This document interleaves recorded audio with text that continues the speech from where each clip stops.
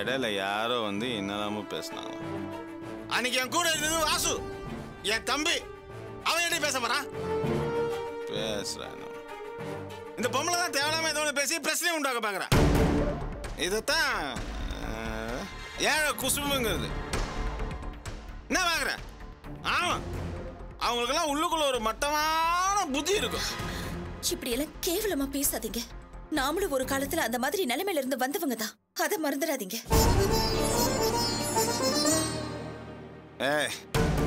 சும்மா எப்போ பார்த்தாலும் இந்த மாதிரி அண்ணாடங்காட்சிகளுக்கு சப்போர்ட் பண்ணுறதே உனக்கு வேலையாக போச்சு. எப்போ பாரு பழசை பற்றியே பேசுங்க. ஆமாண்டி, நாமளும் அந்த நிலைமையில தான் இருந்தோம். அதுக்காக நம்ம யார்கிட்டயாவது போய் நின்று தயார் பண்ணுமா, இல்லை உதவின்னு கேட்டு போய் நின்றுமா? இல்ல அந்த நிலைமையில இருந்தாலும் என் புத்தி ராயல் புத்திரி. அதான் இன்னைக்கு நான் ஆண்டவன் ராயல் நிலைமையில உட்கார வச்சிருக்கான்.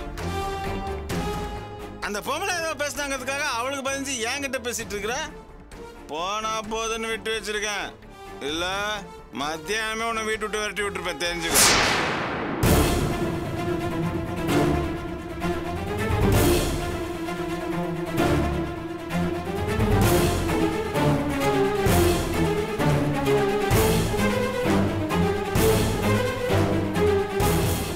ஒன்னு சொல்றேன் கேட்டுக்கோ.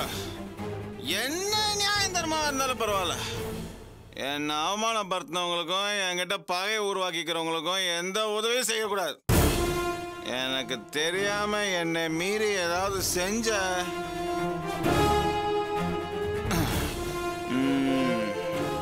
மனுஷனா இருக்க மாட்டேன், தெரிஞ்சுக்க.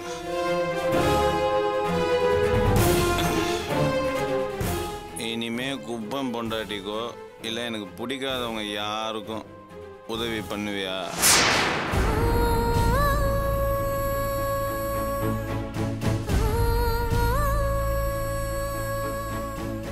வாய திறந்து சொல்றே, உதவி பண்ணுவியா? நீ அமைதியாகிறது பார்த்தா உதவி செய்வே போல இருக்க. செய்ய மாட்டேன்னு வாய திறந்து சொல்ல. செய்ய மாட்டேன். சொன்ன வார்த்தையை காப்பாற்றணும். மீறி செஞ்ச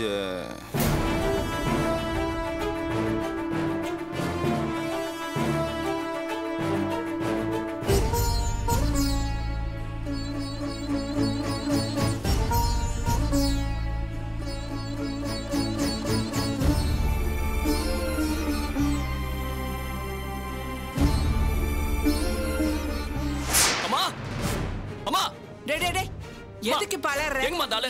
யாரு உங்க அப்பாவையா கேக்குற? அந்த ஆளு தான் கேக்குறேன். எங்க அந்த ஆளு?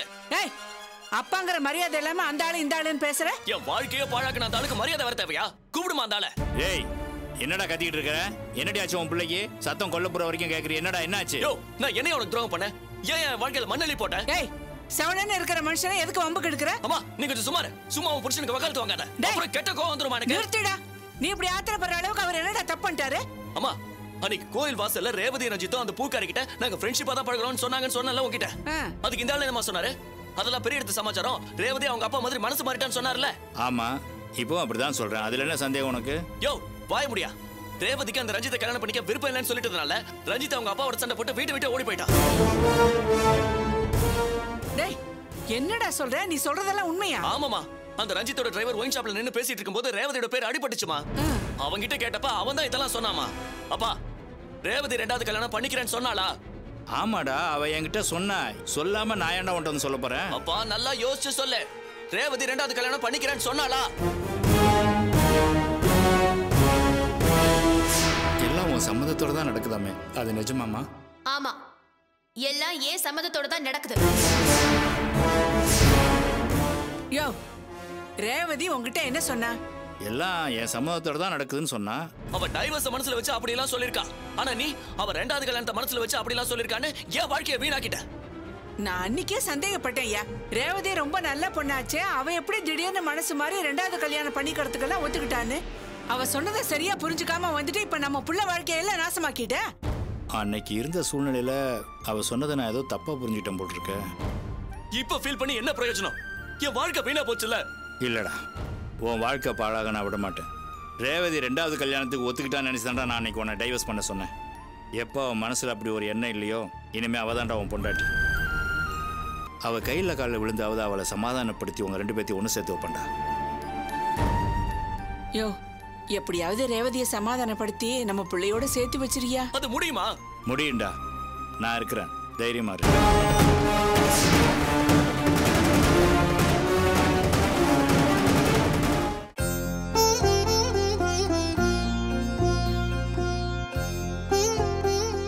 தேங்க்யூம்மா. ரொம்ப சந்தோஷம் ராஜசேகர், எல்லாம் ரொம்ப நல்லபடியா முடிஞ்சது. என்னம்மா ரேவதி, நிச்சயத்துக்கு உன் ஃப்ரெண்ட்ஸ் எல்லாம் கூப்பிட போறியா? ரஞ்சித் அவன் ஃப்ரெண்ட்ஸ் எல்லாரையும் கூப்பிட்டுருக்கான்.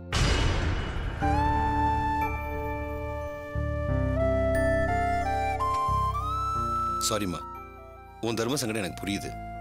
ஏற்கனவே கல்யாணம் ஆகி டைவர்ஸ் ஆனதுனால ஏதோ அவசரத்தில் கேட்டேன், தப்பா நினைக்காதம்மா. என்னமோ தெரியல மாணிக்கம், அவ கல்யாண விஷயமே சரியா அமைய மாட்டேங்குது. இதுக்கு முன்னாடி இப்படித்தான் ஒரு பெரிய இடத்துல நிச்சயம் பண்ணி தடபுடலாம் ஏற்பாடெல்லாம் பண்ண, அதுவும் சரியா நடக்கல. இப்போ இந்த 2வது கல்யாணத்தையாவது பிரம்மாண்டமா நல்லபடியா நடத்தலாம்னு நினைச்சா அதுக்கு ரேவதி ஒத்துப்பாளா என்னமோ தெரியல. சரி விடுப்பா, நடக்க போற நிச்சயதார்த்தம் தானே, அதை வேணா சிம்பிளா பண்ணிக்கலாம். கல்யாணத்தை வேணா தடபுடலாம் பண்ணிக்கலாம். ஆமா, ஃபங்க்ஷனுக்கு எத்தனை பேர் வருவாங்க? வீட்டில் பண்ணலாமா இல்ல மண்டபத்தில் பண்ணலாமா? சிம்பிளா பண்ணணும்னு முடிவு பண்ணதுக்கு அப்புறமா மண்டபம்லாம் எதுக்கு, பேசாம நம்ம வீட்டிலேயே வச்சுக்கலாம். அப்படியே பண்ணிடலாம். ரேவதி, உன் பேச்சை நம்பி தான் இந்த ஏற்பாடுலாம் பண்றோம். என் மகனை கல்யாணம் பண்றதுக்கு உனக்கு முழு சம்மதம் தானே? நான் தான் ஏர்போர்ட்ல வச்சு சொல்லிட்டேனே அங்கிள். இன்னும் ஏன் என் மேல உங்களுக்கு சந்தேகம்? எங்க அப்பா விட என் மனசுல அந்த சந்தேகம் இருக்கு. அது விஷயமா நான் உங்ககிட்ட பேசணும். வித் யுவர் பெர்மிஷன் அவங்க கிட்ட கொஞ்சம் நான் தனியா பேசலாமா அங்கிள்? ரேவதி, தம்பி இது உங்கள்கிட்ட பேசுனாங்கிறாரே, கூட்டிட்டு போமா, போய் பேசு. வாங்க.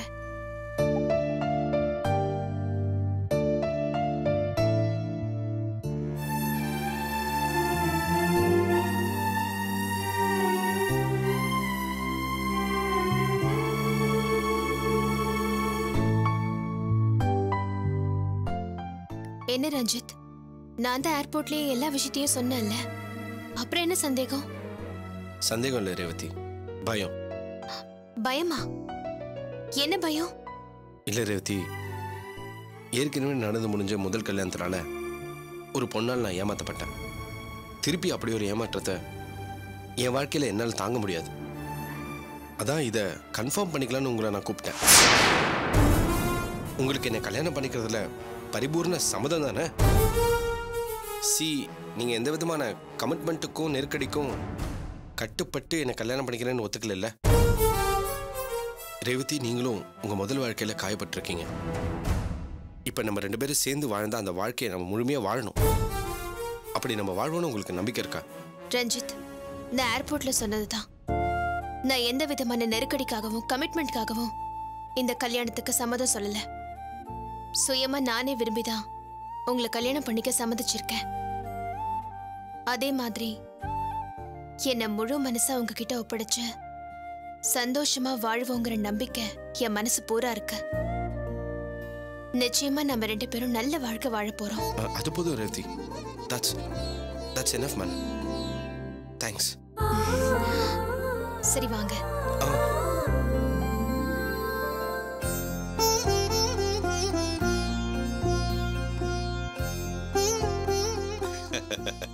என்னம்மா பேசி முடிச்சிட்டீங்களா? டே ரஞ்சித், நீ என்ன கேட்ட? ரேவதி என்ன சொன்னுச்சு? அது ஒன்றும் இல்லை டாடி, மனசில் இருக்கிற பயத்தை சொன்னேன், அவங்க விளக்கத்தை சொன்னாங்க. இப்போ ஒன்றும் பிரச்சனை இல்லை டாடி, நீங்கள் என்கேஜ்மெண்ட்டை ஆர்கனைஸ் பண்ணிடலாம். அடே எங்க அப்பா, என் பையன் முகத்தில் இருக்கிற சந்தோஷத்தை பார்த்தா தாலி எடுத்து கொடுத்தா நாளைக்கே கட்டுறோம் போல இருக்க.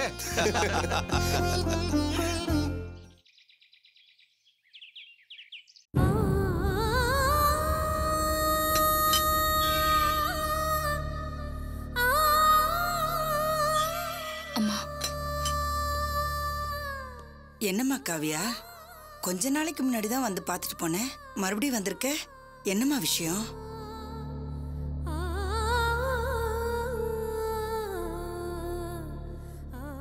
காவியா, ஏம்மா என்னாச்சு? ஏன் இப்படி கலங்குற? நீ சொன்னது சரிதாம்மா. பிறந்தும் மருந்தும் 3 நாள் தான். நீ என்ன சொல்றேன்னு புரியலம்மா. என்னம்மா நடந்தது? நீ மாமா மேல சந்தேகப்பட்டது சரியா போச்சுமா. நான் தான் அந்த மனுஷனை நல்லவன் வல்லவன் தப்பா புரிஞ்சுக்கிட்டு இருந்தேன். 2 நாள்லயே அர்ச்சனா புருஷனோட முகமுடி கிழிஞ்சு போச்சு. அவர் யோகிதை என்னன்னு தெரிஞ்சு போச்சுமா. அந்த ஆளை பத்தி உனக்கு முன்னாடியே தெரிஞ்சதுனாலதான் நீ என்கிட்ட சொல்லிருக்க. அத நானும் புரிஞ்சுக்கல, அர்ச்சனாக்காவும் புரிஞ்சுக்கல. ஆனா இப்போ புரிஞ்சுக்கிட்டேன். புது பணக்காரங்கிற திமிரு வந்துடுச்சு. ஆரம்பத்துல எவ்வளவுக்கு எவ்வளவு நல்லவரா இருந்தாரோ அதுக்கு அப்படியே தலைகீழ மாறிட்டாருமா. என்ன நடந்ததுன்னு சொல்லு.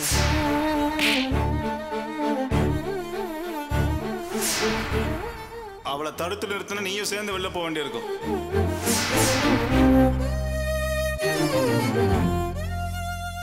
கர்ப்பிணி பொண்டாட்டின்னு கூட பார்க்காம ஏன் கண்ணெதிரிலேயே அர்ச்சனாக்காவை கை நீட்டி அடிச்சிட்டாரு. அத கேட்க போய் தான் பிரச்சனை ஆயி போயிடுச்சுமா. அர்ச்சனாக்காவை என் கூட வான்னு நான் கூப்பிட்டேன். இப்படிப்பட்ட வாழ்க்கை உனக்கு தேவையான்னு நான் கேட்டேன். ஆனா அவ வர மாட்டேன்னு சொல்லிட்டா.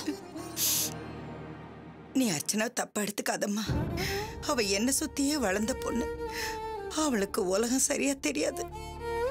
நீ படிச்சவ, தைரியசாலி. நீ துணிச்சலா எதையுமே முடிவு பண்ணுவ. ஆமா, நீ அவங்க வீட்டை விட்டு வெளியே வந்துட்டியே. நீ இப்ப எங்கம்மா தங்கியிருக்க? நான் ஏற்கனவே உங்ககிட்ட சொல்லியிருந்தேன்ல, என் எதிர்காலத்துக்கு ஏதாவது ரெடி பண்ணிட்டு நான் அந்த வீட்டை விட்டு வெளியே வந்துருவேன்னு.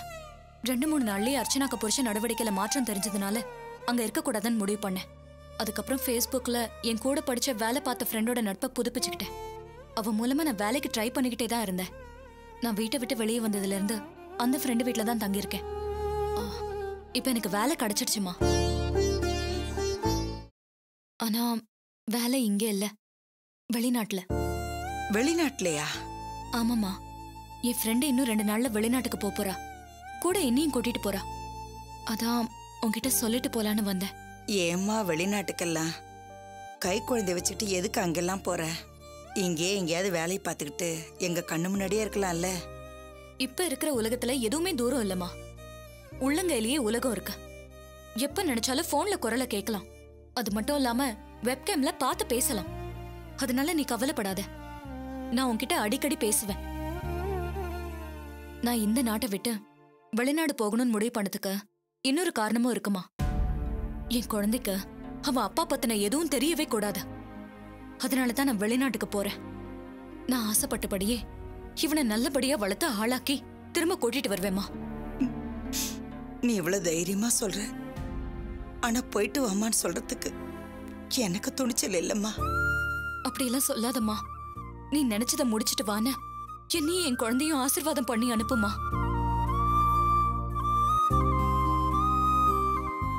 பிளீஸ்மா, நல்ல வார்த்தை சொல்லி அனுப்பி வைமா. நல்லபடியா போயிட்டு வாமா. சந்தோஷமா இரு. நீ வெளிநாட்டுக்கு போற விஷயத்த உங்க அப்பா கிட்ட சொல்லிட்டியா? இப்ப சொல்லிடுறேம்மா. அப்போ நான் போயிட்டு வரேம்மா. நீ இப்படி ஒரு முடிவு எடுத்திருக்கிறது அர்ச்சனாவுக்கு தெரியுமா காவியா? தெரியாதுமா. நான் வீட்டை விட்டு வந்ததுல இருந்து அர்ச்சனாக்காக்கு ஃபோன் பண்ணவே இல்லை. உன்னோட கோபம் அர்ச்சனா புருஷன் மேலதானே. பாவம் அர்ச்சனா. அவ என்ன பண்ணுவா? நீ காணுமேன்னு அவ தவிச்சு போயிருப்பா. அவகிட்ட ஒரு வார்த்தை சொல்லிட்டு போயேன். அப்பதான் அவ மனசுக்கு ஆறுதலா இருக்கும்.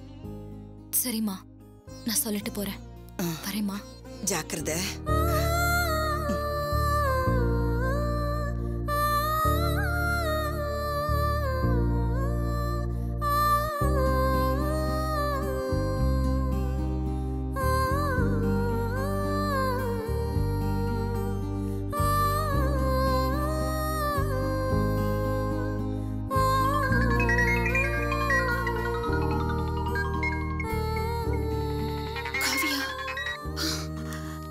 காவியா, நீ வீட்டை விட்டு போனதும் எங்க போனியே என்ன நினைச்சு பயந்துட்டே இருந்த. இப்படி என்ன தவிக்க விட்டுட்டு போயிட்டியே. ஆமா, இப்ப நீ எங்க இருக்க? குழந்தை எப்படி இருக்கா? அக்கா, எல்லாத்தையும் நேர்ல பேசிக்கலாம். நீ உடனே கிளம்பி வழக்கமா ஒரு கோயிலுக்கு வருவேல, அங்க சீக்கிரமா வந்துரு. நாங்க வெயிட் பண்றேன். சரி, நீ எப்படி இருக்கன்னு சொல்லு. நான் தான் எல்லாத்தையும் நேர்ல பேசலாம்னு சொல்றேன்ல. முக்கியமான விஷயம். நீ உடனே கிளம்பி கோயிலுக்கு வா. சரி, நான் உடனே வரேன். பேபி. என்னங்கம்மா? காவியா ஃபோன் பண்ணியிருந்தா. ஏதோ முக்கியமான விஷயம் பேசணுமா. கோவில்ல வெயிட் பண்ணிட்டு இருக்கா. நான் போய் சீக்கிரமா பாத்துட்டு வந்துடுறேன். அம்மா, ஐயாவுக்கு தெரிஞ்சா அதெல்லாம் ஒண்ணும் ஆகாது. நான் பாத்துக்கிறேன். நீ வீட்டை பாத்துக்கோ. நான் சீக்கிரமா வந்துடுறேன்.